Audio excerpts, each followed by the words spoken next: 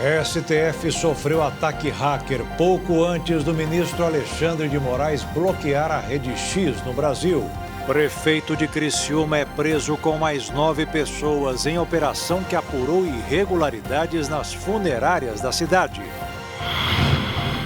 Controladoria Geral da União diz que emendas de comissão repetem orçamento secreto. Economia brasileira surpreende e cresce 1,4% no segundo trimestre do ano. Fumaças das queimadas não dão trégua e cobrem a maior parte do país. Falta de chuvas deixa o Rio Madeira com o nível mais baixo em 60 anos. Enquanto países protestam, o presidente venezuelano Nicolás Maduro antecipa o Natal para agradar a população. Uma britânica passou a ser a primeira mulher a conquistar medalha de ouro em uma Paralimpíada, mesmo estando grávida. É agora no Jornal das 22.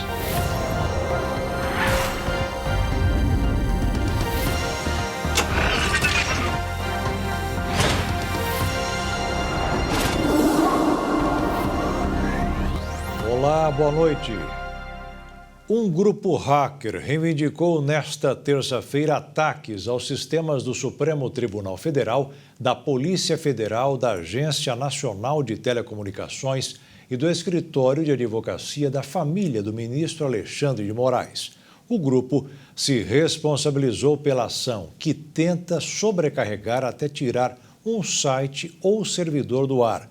Em geral, não há roubo de dados. E o problema é resolvido em menos de 24 horas. As investidas começaram na última quinta-feira, logo após Moraes dar 24 horas para o empresário Elon Musk indicar um representante do X no Brasil sob ameaça de ser bloqueado. O Supremo Tribunal Federal vai julgar um recurso do Partido Novo contra o bloqueio da Rede X, determinado pelo ministro Alexandre de Moraes. O ministro foi sorteado para ser o relator da DPF, arguição de descumprimento de preceito fundamental, pois ainda ele não se manifestou sobre o caso, uma vez que não integra a primeira turma lá do STF, que manteve por unanimidade nesta segunda-feira a decisão de Moraes. Nunes Marques pode analisar o pedido do Novo, inclusive pela rejeição, de forma monocrática, ou enviar o tema ao plenário, e pode também pedir esclarecimentos antes de se manifestar. Na DPF, o partido critica a proibição da plataforma durante o período de eleição municipal por impactar no debate entre candidatos. No entendimento, então, do Novo, Moraes, ao suspender a plataforma, vai contra a liberdade de expressão e o devido processo legal. E apesar, então, de ter sido mantida por Flávio Dino, Cristiano Zanin, Carmen Lúcia e Luiz Fux, a decisão de Alexandre de Moraes foi vista com ressalvas por parte, então, dos ministros lá da Suprema Corte. Ao enviar seu voto para ser validado pela primeira turma, Moraes buscou um ambiente no qual ele tinha segurança de garantir apoio unânime dos pares à sua ordem. Mesmo então na primeira turma, apesar de ter se manifestado ali a favor da decisão, Fux também fez ressalvas, viu? Ele sugeriu então que a decisão não pode atingir pessoas naturais e jurídicas indiscriminadas e que não tenham participado do processo em obediência aos cânones do devido processo legal e do contraditório, afirmou. A ressalva então acontece, porque Moraes decidiu, além de determinar a imediata e completa então integral do funcionamento da plataforma em todo o território nacional, fixou ali uma multa de R$50 mil a pessoas físicas e jurídicas que utilizassem ali de subterfúgios para tecnológicos, como VPNs, para descumprir a decisão. Hoje, inclusive, também a Ordem dos Advogados do Brasil, a OAB, entrou com um novo pedido para que o Supremo Tribunal Federal derrube essa multa para essas pessoas, então, empresas que utilizarem o VPN para o uso do X. Como a OAB, então, entrou como uma ação que discute a constitucionalidade da punição, a competência para analisar o caso seria do plenário lá do Supremo Tribunal Federal. Hoje foi mais um dia de tiroteios na Maré, no Rio de Janeiro. Pelo menos 3 pessoas morreram baleadas durante uma operação das forças de segurança. Dezenas de escolas ficaram fechadas. Após ações contínuas durante 2 semanas para a demolição de um condomínio que, segundo investigações, foi erguido pelo tráfico no Complexo da Maré, na zona norte do Rio, é alvo de mais uma operação policial. Os agentes do Batalhão de Operações Especiais, da Coordenadoria de Recursos Especiais, da Delegacia de Repressão a Entorpecentes, chegaram à comunidade ainda de madrugada. Moradores relataram que os tiroteios começaram por volta das 4 horas da manhã. De acordo com a polícia, as equipes estão no conjunto de favelas para procurar envolvidos em ataques que aconteceram em outras áreas da Zona Norte no fim de semana. Informações divulgadas informaram a apreensão de diversas armas e drogas no complexo. No início da ação, bandidos chegaram a atear fogo em barricadas e um ônibus articulado do BRT foi atingido por um tiro na porta traseira, quando passava pela Avenida Brasil, na altura da Fiocruz. A porta traseira ficou estilhaçada, mas ninguém ficou ferido. 38 escolas e uma delas da rede estadual precisaram suspender as aulas devido à operação, afetando a rotina de diversas famílias. A Polícia Federal realizou uma operação nesta manhã em São Paulo e prendeu 2 policiais civis. Os agentes são suspeitos de crimes de corrupção e lavagem de dinheiro. A ação foi feita em conjunto com o Ministério Público. A Polícia Federal cumpriu hoje 4 mandados de prisão durante a Operação Face Off. 2 policiais civis e 2 narcotraficantes internacionais foram presos por corrupção e lavagem de dinheiro em São Paulo. De acordo com as investigações, os 2 traficantes pagaram propina aos agentes civis no valor de R$800 mil em novembro de 2020. Inclusive, houve outros pagamentos realizados mensalmente até o primeiro semestre de 2021. A propina serviu para arquivar uma investigação sobre um grupo criminoso de tráfico internacional de drogas. A apuração seguia em andamento no DENARC, Departamento Estadual de Prevenção e Repressão ao Narcotráfico. Os traficantes estão vinculados a uma organização que envia cocaína ao exterior, principalmente à Europa. Além da prisão preventiva, outros 10 mandados de busca e apreensão também foram realizados nas cidades de São Paulo e Arujá. A Justiça determinou também a apreensão de veículos e imóveis e o bloqueio de até R$15 milhões das contas bancárias dos investigados. A ação contou com o apoio do Grupo de Atuação Especial de Combate ao Crime Organizado do Ministério Público do Estado e da Corregedoria da Polícia Civil de São Paulo. A secretária da Segurança Pública afirmou que tomará medidas caso for comprovado o desvio de conduta dos policiais. O prefeito de Criciúma, em Santa Catarina, foi preso hoje, junto com mais 9 pessoas. Todos são acusados de participar de um esquema de fraude no serviço funerário da cidade. O prefeito de Criciúma, Clésio Salvaro, foi preso durante a segunda fase da Operação Caronte, deflagrada pelo Grupo de Atuação Especial Combate às Organizações Criminosas, o GAECO, e pelo Grupo Especial Anticorrupção. O prefeito foi alvo de um mandado de prisão preventiva e outras 9 pessoas também foram detidas durante a manhã desta terça-feira. No último dia 5 de agosto, durante a primeira fase, 7 pessoas haviam sido presas. O GAECO e o GEC cumpriram novas operações e ordens judiciais expedidas pelo Tribunal de Justiça de Santa Catarina nas cidades de Criciúma, Florianópolis, Jaguaraguá do Sul e São José. Ao todo, foram 10 mandados de prisão preventiva após a deflagração da Operação Caronte. No dia 5 de agosto, as investigações foram concluídas pelo Ministério Público de Santa Catarina, com análises de provas e coletas de 38 depoimentos. Os envolvidos foram denunciados no último dia 26 pelos crimes de organização criminosa, fraudes licitatórias e contratuais, corrupções, crimes contra a ordem econômica e economia popular envolvendo a concessão de serviços funerários na cidade de Criciúma. Lembrando que o prefeito Clésio Salvaro não é candidato nessa eleição, já que ele já está no seu segundo mandato.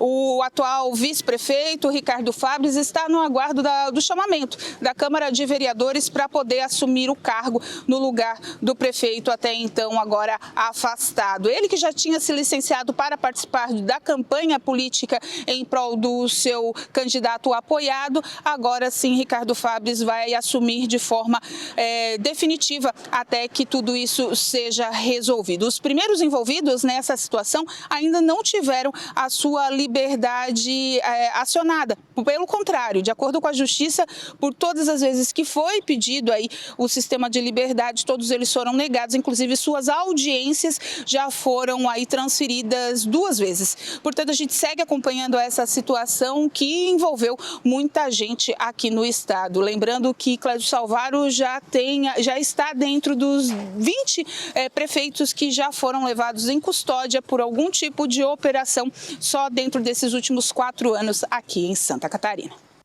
A desembargadora Cíntia Beatriz da Silva Bittencourt Schaffer assinou a decisão da prisão do prefeito. Na decisão, a investigação aponta que Salvaro utilizou seu cargo político para atuar em benefício de empresários. Em nota, a defesa do prefeito se manifestou, informando que não medirá esforços para provar a inocência do seu cliente. A terceira Câmara Criminal do Tribunal de Justiça do Rio Grande do Sul negou o habeas corpus da defesa de Mauro Londero Hoffmann, um dos 4 réus responsabilizados pelas mortes na tragédia da Boate Kiss.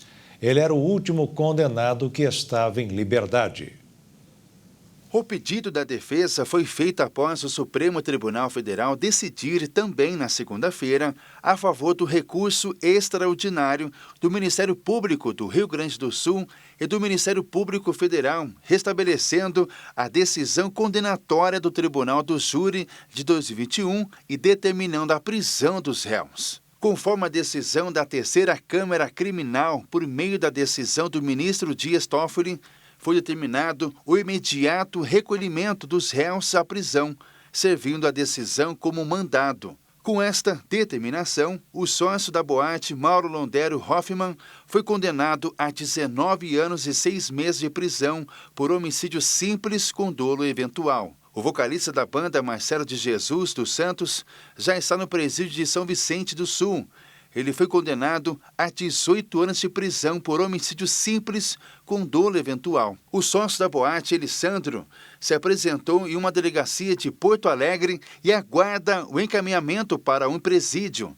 Ele foi condenado a 22 anos e 6 meses de prisão por homicídio simples com dolo eventual. E o auxiliar da banda, Luciano Bonilha Leão, se apresentou em uma delegacia de Santa Maria e foi encaminhado para a Penitenciária Estadual de Santa Maria. Ele foi condenado a 18 anos de prisão por homicídio simples com dolo eventual. O presidente da Associação das Vítimas da Boate Kiss, Gabriel Rovadowski, usou nesta terça-feira as palavras alívio e extremo cansaço para descrever a sensação após o ministro Dias Toffoli mandar prender os 4 réus condenados pelo incêndio que deixou 242 mortos em Santa Maria em 2013. Dos relatos dos demais familiares, a sensação é a mesma, alívio extremo, mas ao mesmo tempo extremo cansaço de toda essa jornada exaustiva.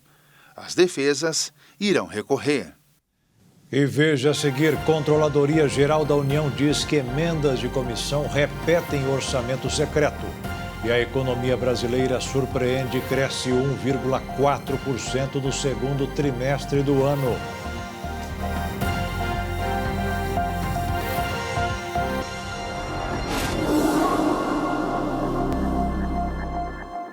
A Controladoria Geral da União informou que as emendas de comissão incluídas no orçamento do governo estão disfarçadas. São iguais ao orçamento secreto criado no governo de Jair Bolsonaro.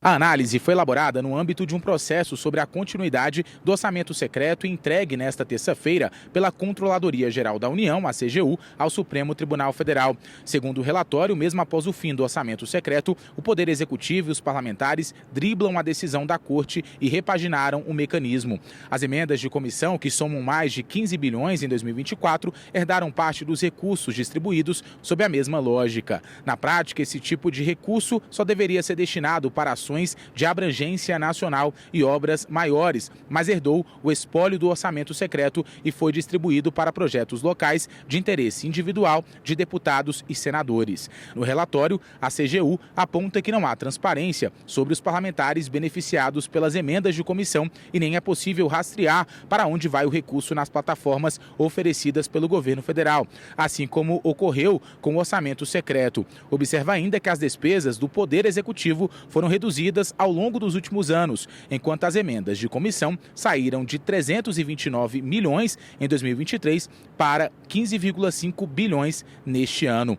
Outro problema que afrontou a Constituição, no entendimento da CGU, foi o aumento de despesas durante a tramitação do orçamento no Congresso. Os 15,5 bilhões em emendas de comissão foram incluídos por meio de cortes em despesas de manutenção do Poder Executivo, investimentos do Programa de Aceleração do Crescimento, novo PAC, uma reserva de contingência destinada a riscos imprevisíveis e ainda sem reduzir outros gastos como forma de compensação em desacordo com as regras. Além disso, 60% dos empenhos dessas emendas não podem ser rastreadas no portal da Transparência do Governo Federal, o transfere.gov.br. O relatório foi enviado ao STF após o ministro Flávio Dino determinar uma auditoria nas emendas parlamentares para subsidiar as decisões da Corte sobre o uso desses instrumentos. O ministro chegou a suspender a execução das emendas impositivas, o que levou o Executivo, Legislativo e Supremo a negociarem ajustes na forma de gerir as emendas.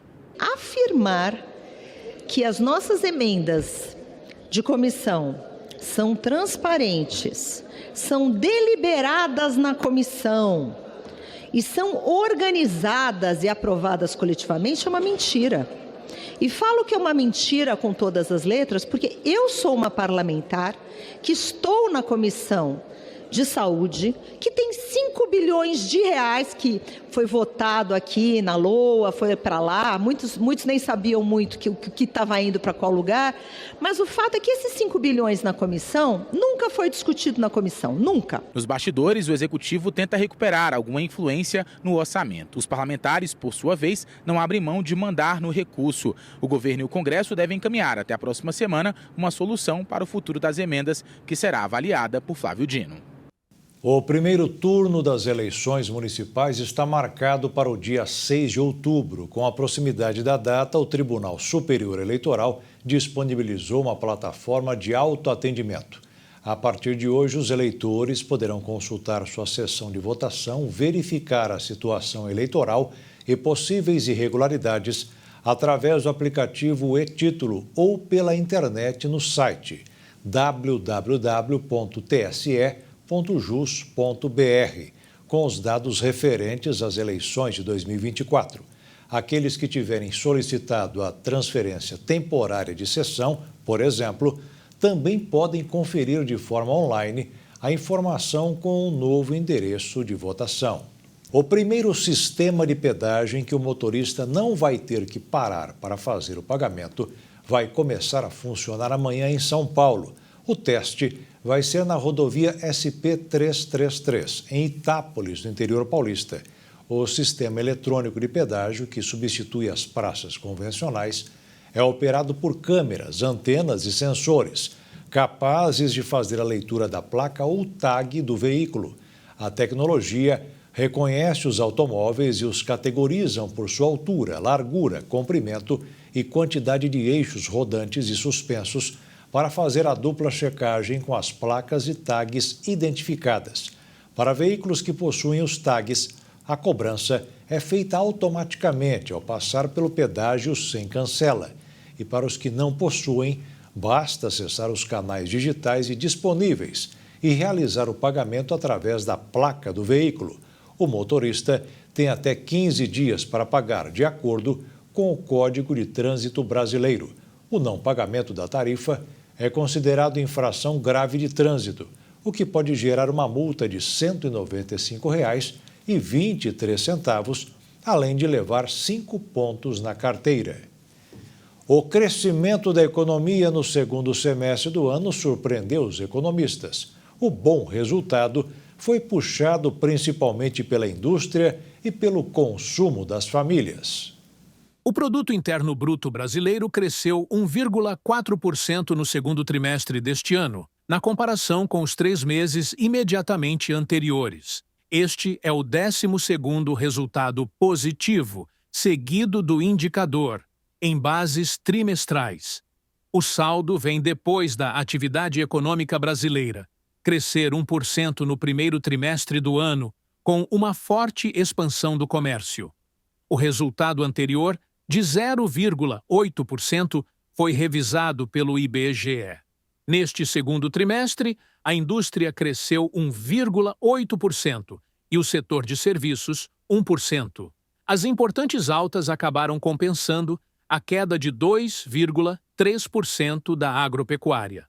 Pelo lado da demanda, todos os itens cresceram.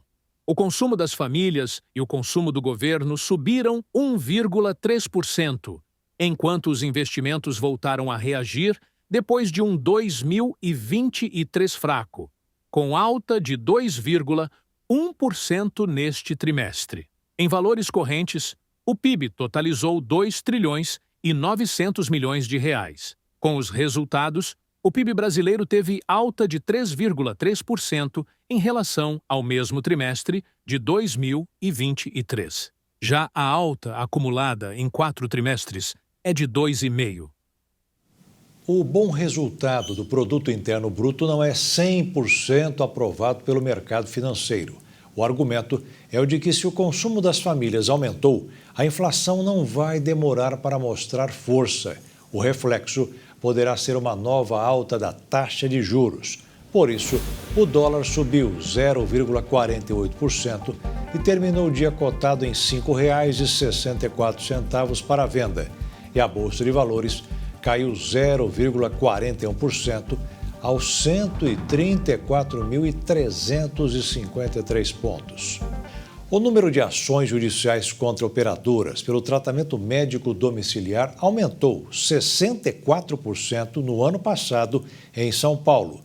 O maior problema tem sido a falta de clareza na interpretação sobre regras e normas do setor. A aprovação da Lei 14.454, de setembro de 2022, está no centro da questão. Na prática, ela prevê que os planos devem custear tratamentos indicados por médicos, mesmo que eles não façam parte de rol de cobertura obrigatória da Agência Nacional de Saúde Suplementar. Com isso, o rol passou a ser considerado exemplificativo. Antes, as operadoras só estavam obrigadas a cobrir exames e procedimentos incluídos na lista da ANS.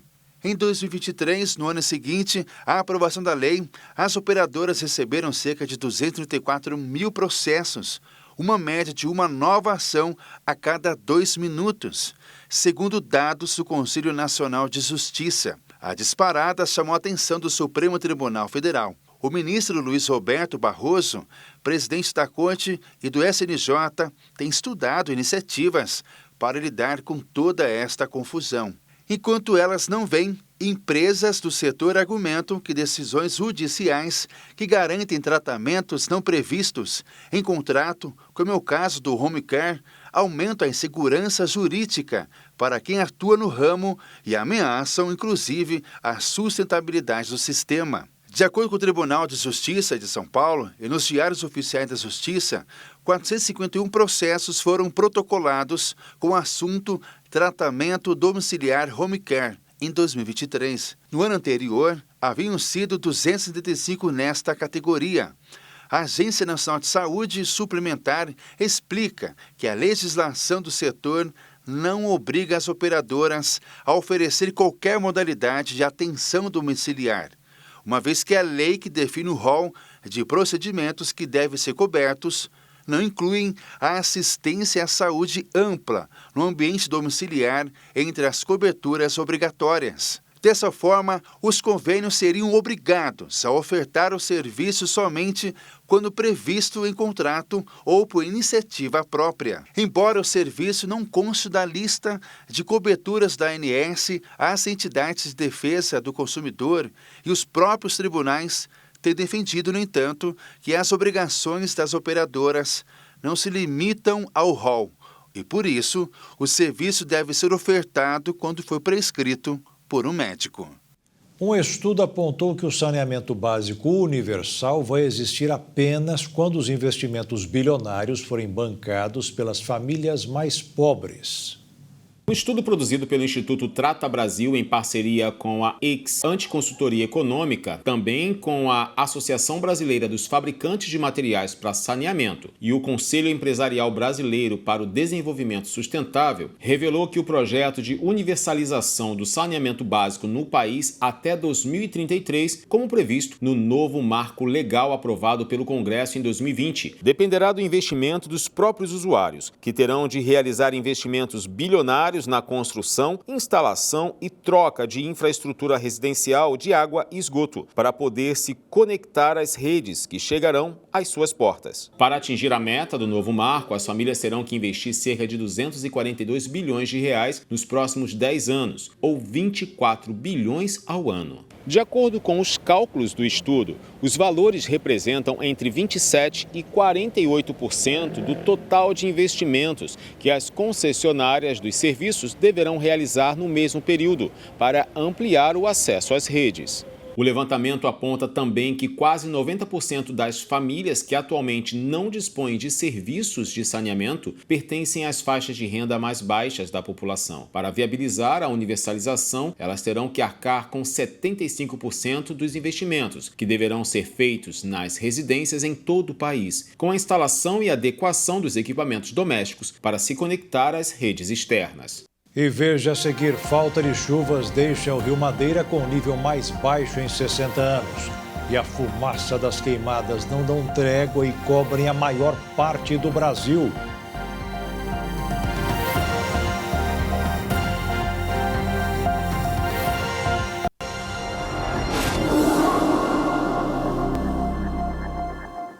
Pela segunda vez em menos de uma semana, o maior aeroporto do país, em Guarulhos, registrou falha no sistema de GPS. O problema causou atrasos e cancelamentos de voos. E hoje foi mais um dia de muita confusão no aeroporto de Guarulhos. Logo pela manhã, as companhias aéreas informaram aos seus passageiros que haveria um atraso nas viagens devido a uma falha no GNSS, que é o sistema de GPS para a localização das aeronaves. E esse problema impediu a recepção dos sinais via satélite. O problema já havia acontecido na última quinta-feira e a causa teria sido uma radiofrequência sem autorização no centro de Guarulhos, que acabou interferindo no sinal do aeroporto. Isso é considerado crime. As companhias aéreas Latam, Gol e Azul tiveram atrasos nos voos, mas somente a Azul teve 2 voos cancelados. A empresa realocou seus passageiros em hotéis e remarcou as viagens para amanhã. A região sul do Brasil deverá ser atingida até amanhã pela fumaça das queimadas na Amazônia, de acordo com previsão da Metsul. Um corredor de fuligem está se movimentando para a área. O Sistema Copérnicus, Programa de Observação da Terra da União Europeia, projeta que o denso corredor de fumaça, causado pelo grande número de queimadas registrados nas últimas semanas na Amazônia e em outras regiões do país, se move para o sul, avança para o Oceano Atlântico e, por efeito de centros de baixa e alta pressão, se move de novo, desta vez para o norte, levando a fumaça para o sudeste do Brasil, atingindo o Rio de Janeiro e o Espírito Santo. De acordo com a Metsul, a origem da fumaça está principalmente no sul do estado do Amazonas, no chamado Arco do Desmatamento, assim como em Rondônia e na Bolívia, onde o número de queimadas bateu recordes no mês de agosto, diferentemente da região amazônica, onde a fumaça atua mais próxima da superfície e traz piora da qualidade do ar. No sul, essa fumaça fica suspensa na atmosfera. Por isso, a Metsul alerta que os efeitos devem ser percebidos pelo tom mais acinzentado do céu e pelas cores realçadas do sol ao amanhecer e no fim da tarde. O fogo continua devastando os biomas de Mato Grosso do Sul. Equipes de vários estados brasileiros estão atuando no combate às chamas.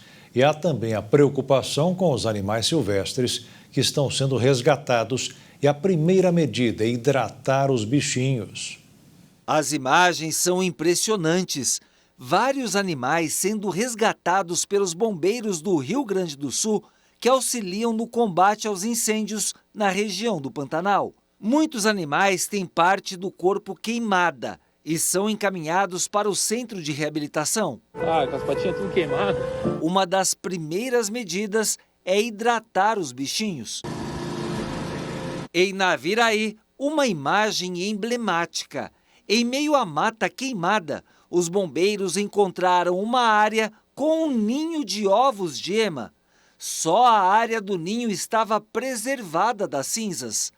A equipe dos bombeiros passou uma noite protegendo o ninho, até que a mãe ema voltou para cuidar dos ovos. Conseguimos salvar o ninho, como vocês podem ver, que está intacto aqui. O primeiro boletim de setembro sobre a situação das queimadas aponta que o fogo, além do Pantanal, atingiu a região de São Gabriel do Oeste e Maracaju. Centenas de profissionais de várias corporações continuam na região para combater os focos. Até agora, o fogo consumiu 1.780.000 hectares do Pantanal de Mato Grosso do Sul, o equivalente a 20% do Pantanal do nosso estado. Em relação a 2020, a área queimada é quase 150% maior. É o pior incêndio da história. O combate ao fogo já dura 153 dias e o Pantanal passa pela pior estiagem dos últimos 70 anos. A baixa umidade do ar tem causado preocupação. Sem previsão de chuva, a umidade relativa do ar na cidade de São Paulo poderá cair a 25%. É o que aponta o Instituto Nacional de Meteorologia e a previsão é que os termômetros cheguem a marcar até 32 graus Celsius. O motivo é uma massa de ar seco e quente que predomina na maior parte das regiões sudeste e centro-oeste, impedindo a formação de nuvens. A massa de ar seco associada ao bloqueio atmosférico segue mantendo o tempo seco e ensolarado, com temperaturas acima da média e baixos índices de umidade nos próximos dias. Com isso, aumentam as chances de queimadas no bioma paulista. O Rio Madeira registrou o menor nível durante a última madrugada em Porto Velho. Este é o terceiro ano consecutivo em que o rio atingiu níveis historicamente baixos e o mais baixo de todos em quase 60 anos. A situação é ainda mais preocupante pelos 3 meses sem chuva.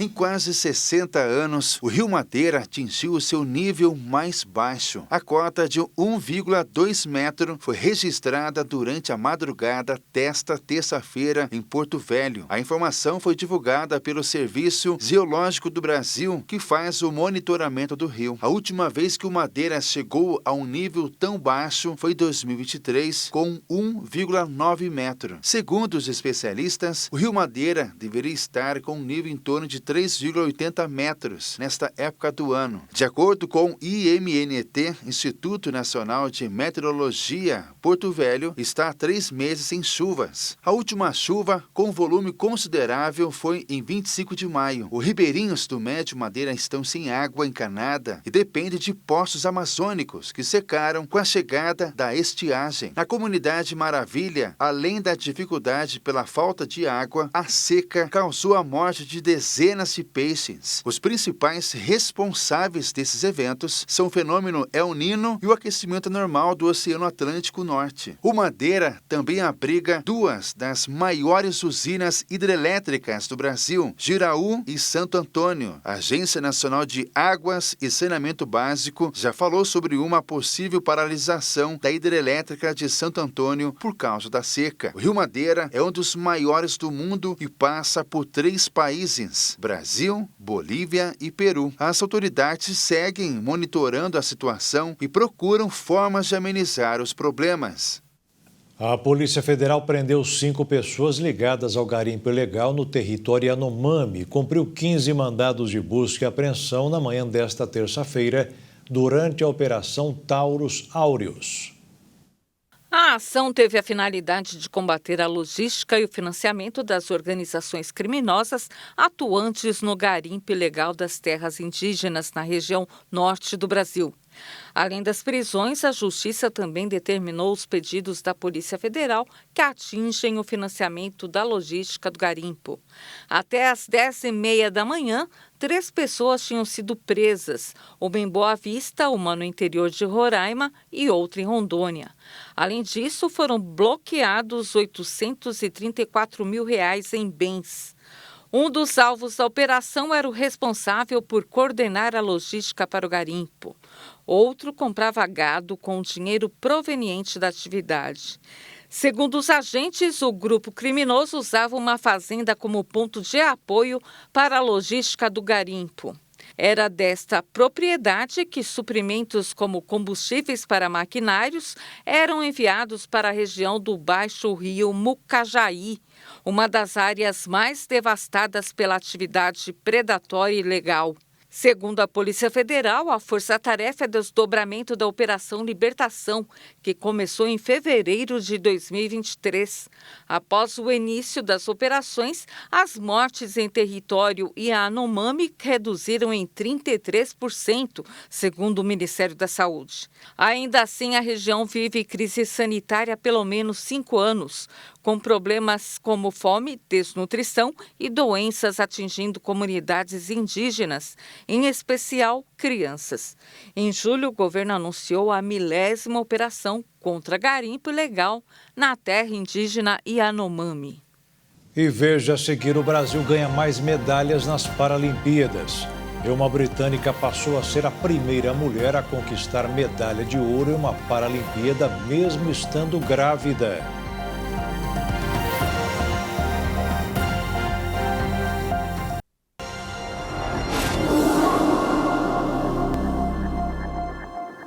O Brasil e a Colômbia divulgaram um comunicado hoje manifestando preocupação com a decisão da justiça venezuelana de mandar prender o opositor Edmundo González. Ele não se entregou. Enquanto isso, o ditador Nicolás Maduro decidiu antecipar as celebrações do Natal para o dia 1º de outubro.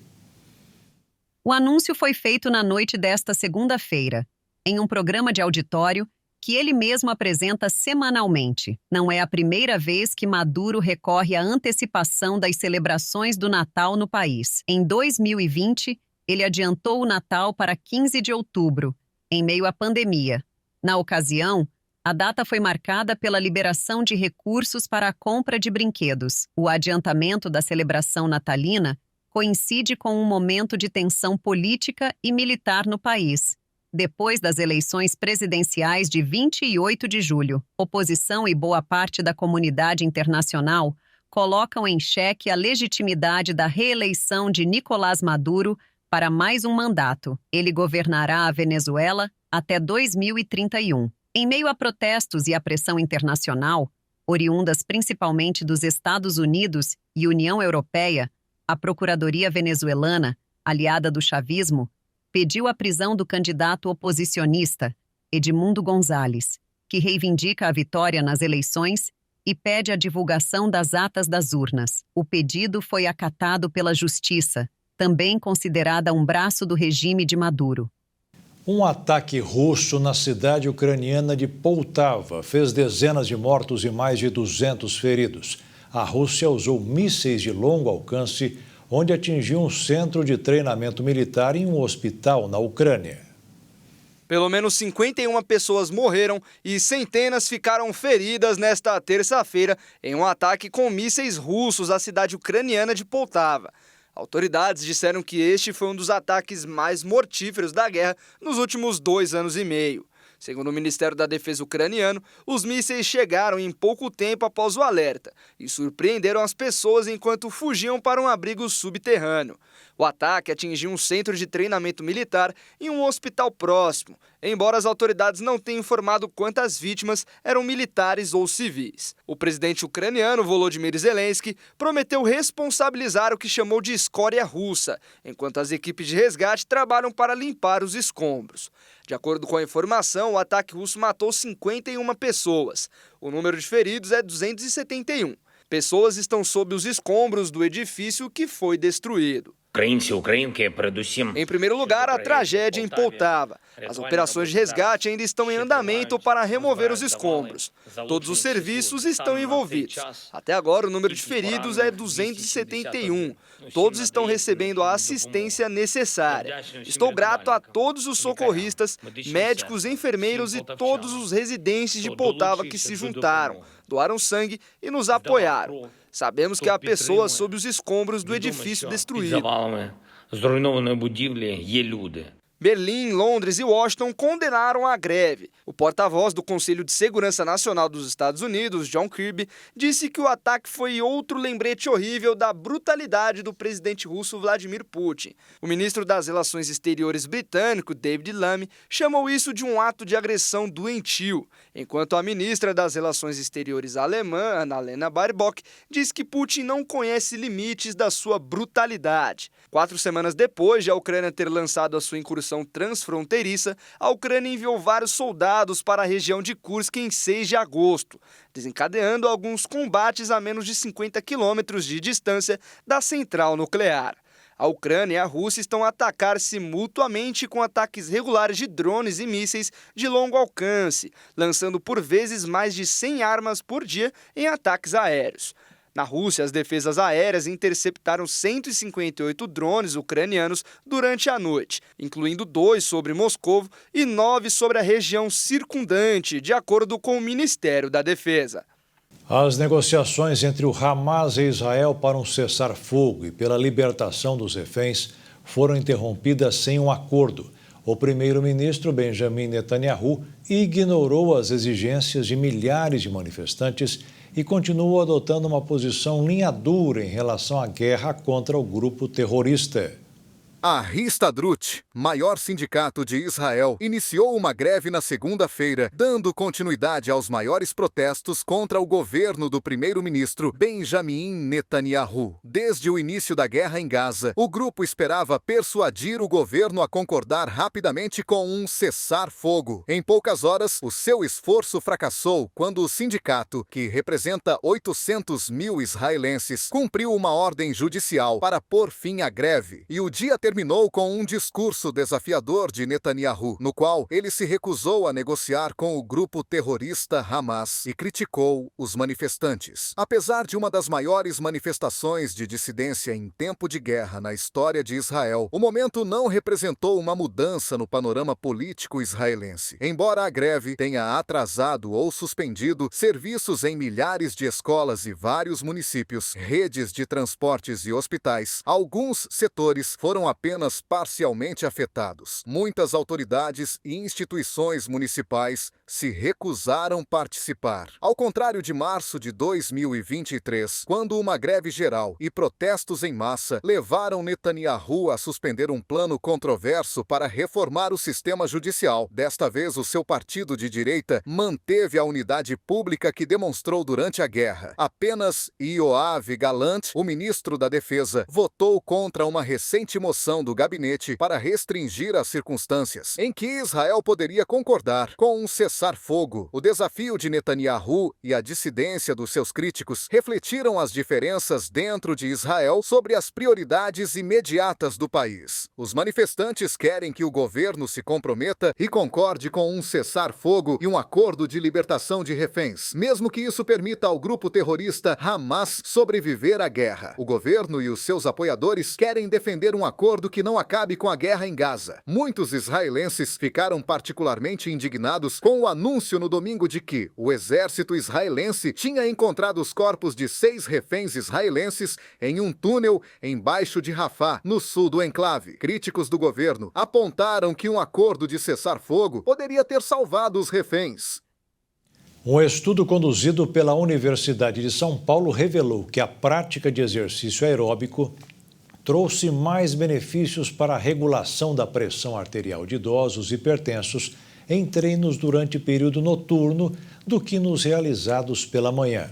Segundo o pesquisador autor do artigo, a razão disso está relacionada à melhor regulação de um mecanismo que compensa mudanças bruscas de pressão arterial, a sensibilidade barorreflexa. Em um estudo anterior, Um grupo de pesquisadores da Universidade de São Paulo já havia demonstrado que o treinamento aeróbico realizado à noite induzia a maior diminuição da pressão arterial que o treinamento matinal em homens hipertensos. Segundo o pesquisador, a replicação de resultados obtidos em estudos anteriores e em diferentes grupos de pacientes com hipertensão fortalece o entendimento para um maior benefício autonômico do exercício aeróbico realizado à noite com indivíduos com a doença e pode ser importante para pacientes resistentes ao tratamento com medicamentos. O experimento durante o estudo contou com 23 pacientes diagnosticados e medicados para hipertensão. Foram divididos em 2 grupos, treinamento matutino ou noturno. Ao longo de 10 semanas, ambos realizaram treinos de 45 minutos de bicicleta ergométrica na intensidade moderada, 3 vezes na semana. Foram analisados parâmetros cardiovasculares importantes, como pressão sanguínea nos vasos e a frequência cardíaca, após 10 minutos de repouso. Os pesquisadores monitoraram também mecanismos do sistema nervoso autonômico, que funciona de modo involuntário, controlando os batimentos cardíacos e a pressão arterial. Por exemplo, aqueles que treinaram à noite apresentaram melhora nos 4 quesitos analisados, já os que treinaram no período da manhã não tiveram redução na atividade nervosa simpática muscular, nem melhora na pressão arterial sistólica e tampouco na sensibilidade barorreflexa simpática. O pesquisador ressalta que ainda precisa de um estudo mais detalhado para ter certeza plena que o exercício noturno de fato tem essa capacidade de melhoria da pressão arterial. A atleta Rebeca Cheptegei, que teve 75% do corpo queimado após uma discussão com seu namorado, ela representou Uganda no atletismo das Olimpíadas de Paris em 2024. Rebeca foi encontrada por vizinhos em estado grave e agora está internada em um hospital no Quênia. Nas Olimpíadas de Paris, a atleta ficou na 44ª posição na maratona. Além disso, a atleta possui diversas medalhas em competições nacionais e participações em torneios internacionais. Já nas Paralimpíadas, o Brasil aumentou o número de medalhas conquistadas. Agora já está com 14 de ouro, 11 de prata e 23 de bronze. Mantém a 4ª colocação no ranking geral, com um total de 48 medalhas. E hoje aconteceu mais um momento de superação. Uma atleta grávida ganhou 2 medalhas. A arqueira britânica Jodie Graham se tornou a primeira gestante a ser campeã nas Paralimpíadas.